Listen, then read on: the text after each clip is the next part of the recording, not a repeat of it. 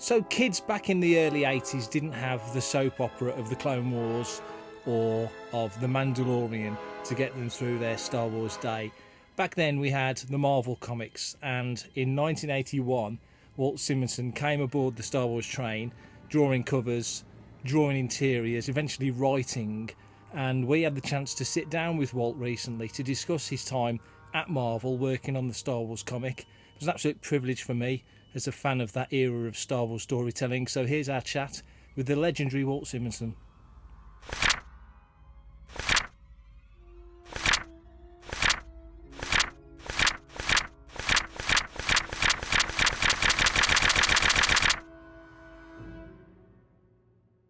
We're here at Empire40. I'm here with Walt Simonson. Welcome to the show. Thank you very much. It's nice to be here. We're here obviously celebrating Empire Strikes Back 40th anniversary, and we couldn't do a show without talking to one of the people whose work is indelibly linked to that era. I'm going to ask the most open, easy question to kick this all off. Okay, good. Your general memories of that time, not necessarily what you were doing on Star Wars at that time, but just generally what were you doing career-wise when you came into the world of Star Wars? Let's see. This would have been after the second movie. So what were we talking about, 1981 or thereabouts? Yeah. You know, I did do a little writing. I began writing with Battlestar Galactica, which was, I think, out in 78 or 79. Yeah. So I probably had done a little bit, but I had a chance on Star Wars to work with David Michelini, who was a good friend of ours. We used to live on the west side of Manhattan. And for a while, David moved into that area before he moved out of the city itself. So we knew David really well, and I had a tremendous admiration for him as a writer. So I did the Alien graphic novel for Heavy Metal. I did Battlestar Galactica. I did the adaptation with Archie Goodwin of Close Encounters of the Third Kind. I drew a couple of covers for Star Trek. I never drew a Star Trek comic. But for a little while, I had the market cornered in science fiction on comic books. Star Wars at the time, it's been said that if Star Wars hadn't have come along as a license that Stan Lee and Marvel picked up, the company could have been in serious trouble. And of course, the first issue sold 1 million copies and made history. So, how important was Star Wars to Marvel at the point that you came in on it? Well, I mean, it was fun. I have heard that the Star Wars license saved Marvel. I'm the wrong guy to talk to about that. You'd probably want to talk to Roy Thomas about stuff like that. He's probably the last guy around who was really involved at the very beginning of Marvel's involvement with Star Wars. I mean, when I began doing Star Wars, it's a little like it's what you get now is different from what you got then. I mean, now occasionally people will say, "Wow, Walt, what was it like to work on?" And then they crank up the echo chamber and say, "Star Wars." Yeah. And really at the time, there was no echo chamber. It was, Star Wars, the first movie came out, it was very successful. The kind of licensing that you would have now, that you just have Star Wars stuff everywhere, was only beginning to happen. I think it took it was well after the first movie came out before any action figures were released. By Christmas, they did not yet still have action figures out that year. And so what you could buy was you bought essentially a script that was your promise to get the action figure when it was released. So kids were getting scripts that first Christmas that they could trade in for the action figure once the figures came out. I don't know when they did come out, but by a year down the road, they had come out. It was big. The whole deal was big. There was a big theater in New York, not too far, just off 42nd Street and Broadway, and they showed Star Wars for over a year. If you can imagine these days any movie ever showing in the same big theater for an entire year, because they took out a newspaper ad, and the newspaper ad had a big "Happy First Birthday Star Wars," and they had a lot of the little action figures scattered around. It was a full-page ad scattered around in the photograph. So I know by the time the year was up, the action figures were actually out and available. So when I did the comic, it was fun. It was neat. My checks cleared, so Marvel was doing okay. But it was like doing a comic book. It was rather than, wow, I'm working on Star Wars. I mean, you'd say, wow, I'm working on Star Wars, but you wouldn't put that echo chamber behind it at the time. And it was really, it was a slightly odd time to be doing the comic. It worked out. I thought it worked out pretty well. David wrote some really good stories, but we had some constrictions that we had to work with. which were not obvious when we started, but they became obvious as we went along. Star Wars was kind of looking over the the company was looking over the comics.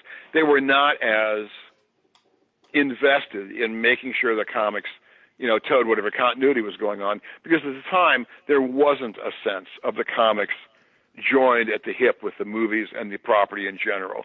I mean, I think it's much more like that now. It wasn't like that then. I heard a story. I have no idea if it's true. I hope George Lucas will forgive me if this isn't true. But the story was that George Lucas's comment about the movie and the licensing essentially was that the movies were gospel and that everything else was gossip. That's a good way of putting it, yeah. And that was kind of how it was with the comics. So we weren't constrained by what had happened in the movie exactly, but there were some constraints. I mean, for example, our first story came out a few issues after the movie adaptation that Al Williamson and Archie Goodwin did.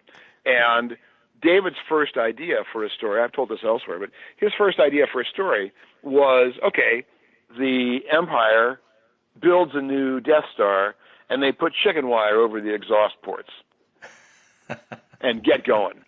And the word came back from Lucasfilm, said, oh, we're sorry, you can't do that. We can't tell you why not. And, I mean, we're not complete dummies. We looked at each other and said, oh, I get it, movie number 3, which turned out to be true.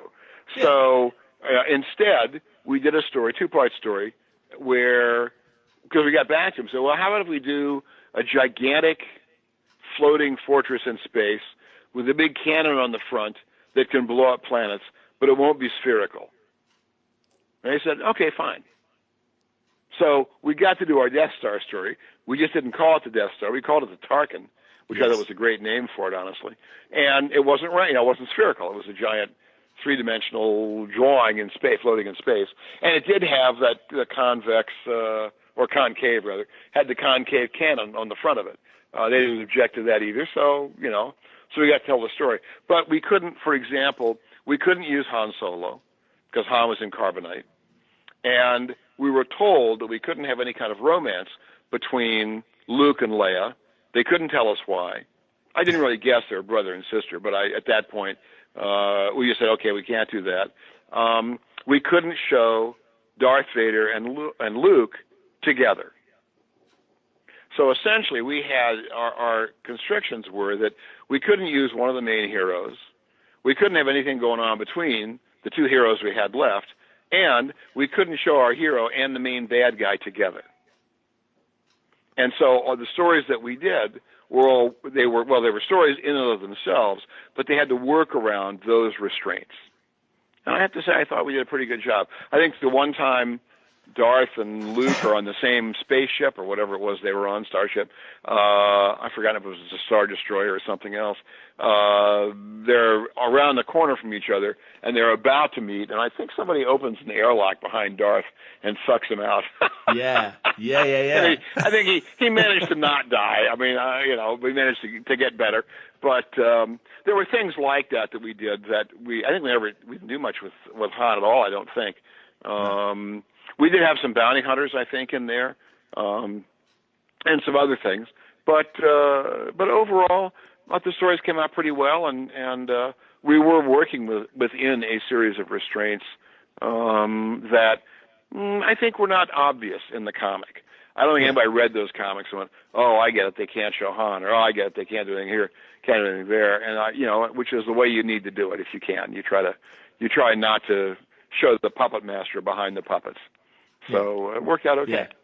It did. I mean, in that era, fans remember well Shira Bree as a lead character, obviously Cliff and the Hoojibs as lead characters. So there were new characters, new locations coming in that made it fit, because there wasn't the breadth of content coming out then that there is now. Like 3 or 4 Star Wars comics a month coming out now. You had your main title was the soap opera that kids of the time got. So you certainly did fill that gap very well. You're right. There wasn't a lot of ancillary world building available to us, really. So we were doing what Archie Goodwin had written the book between the first and second films, a lot of those issues. Carmine drew some of them. I've forgotten who else was doing that stuff. Roy wrote some. And really, in a lot of ways, we were just kind of inventing stuff as we went along that felt to us as though it would fit in the Star Wars world for what we knew of the world, which was the first two movies, really. Was it ever a frustration because you're essentially playing in somebody else's sandbox, and there are preconceived future plans which obviously you had to tiptoe around? Was it ever a frustration that, for example, you couldn't have Darth Vader turn up, or you couldn't, although you did dance around that in quite clever ways, or you couldn't have Han Solo because he was basically a coffee table at that point, or did you kind of like the thought of you could work stories in to fit with this pre-existing storyline that's leading? Obviously, it was that beautiful 3-year gap to Return of the Jedi that you sit right in the middle of. So was that fun, or was it frustrating? No, it was a lot of fun. Comics, they really only come out once a month. So even though I was on the book for, a year and a half or whatever I was on, that's probably about 18 issues or something of that sort. Not a lot of stuff. David stayed on after I was gone. But and it may have been more frustrating for David, although I never got that impression. I don't remember ever feeling, oh well, darn, we can't use Han Solo this time around. It would be so much fun to use him. Would have been fun to use him. Would have been great to use him.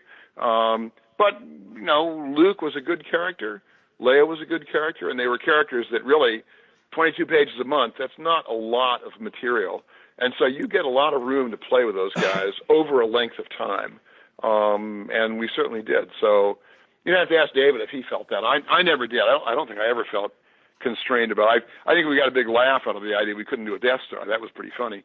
But as I said, in that case, we just did a gigantic cannon floating in space, and they were perfectly happy with it. And I think calling it the Tarkin was a stroke of genius on David's part. What were the notes coming back from Lucasfilm at the time? Because obviously it was their big license before they started to diversify. Obviously Indiana Jones had just around that time Raiders came out, so they were starting to spread their wings a bit. But what were the notes that came back from Lucasfilm that you were aware of? There was something where at some point I did hear there was a story that involved, I think, little creatures on hang gliders, something like that. And it came back from Lucasfilm, you can't do that. I don't know about now. I mean, in general, the companies that do licensed movies, the movie companies, I get the impression, keep a much closer eye on comics. And, things like likeness rights. I mean, I try to get them. I'm not a likeness guy, generally. I do okay, but I'm not. I've got friends who are phenomenal likeness guys. Tom Palmer was the inker on Star Wars. Yes. And he was able to really make that stuff sing, because Tom was good at likenesses. Tom also had a son who was very young at the time, who was a gigantic Star Wars fanatic, and Tommy would lean over his father's shoulder and make sure he was drawing the spaceships correctly.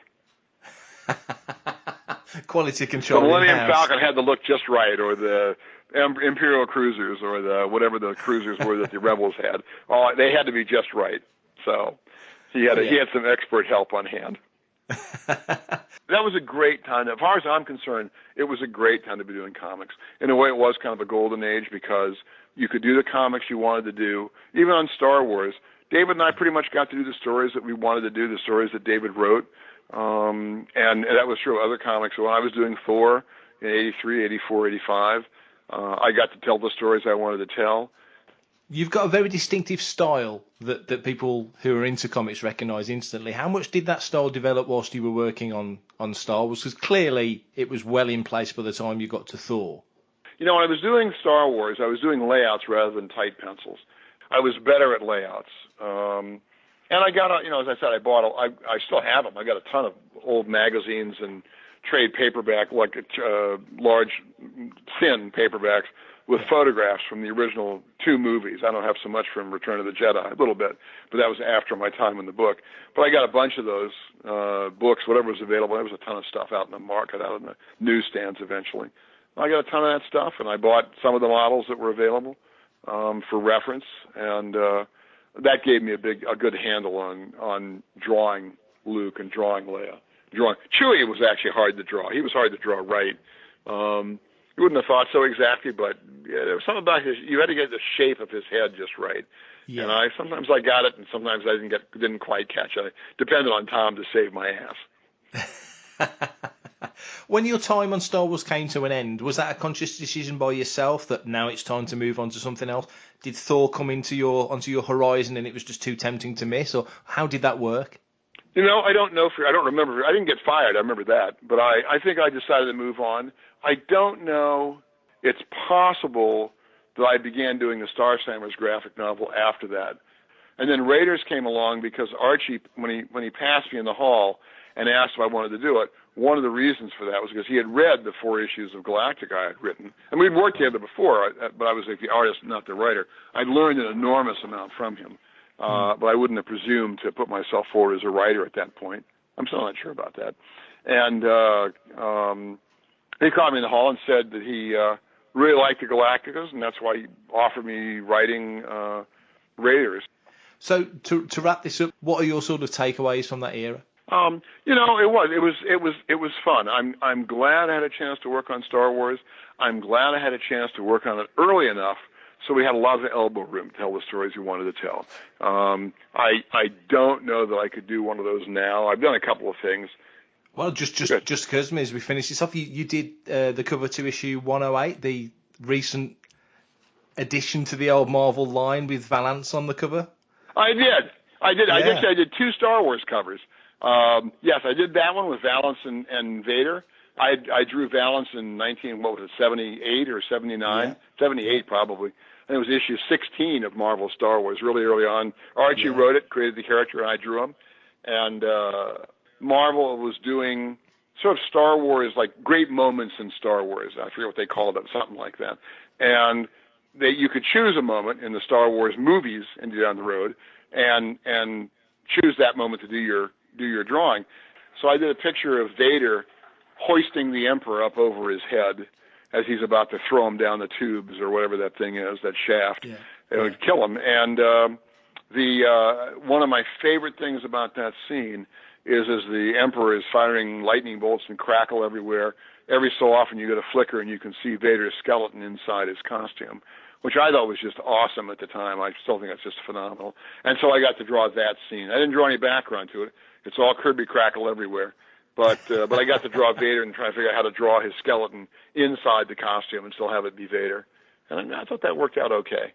So I like that drawing. That one came out pretty well.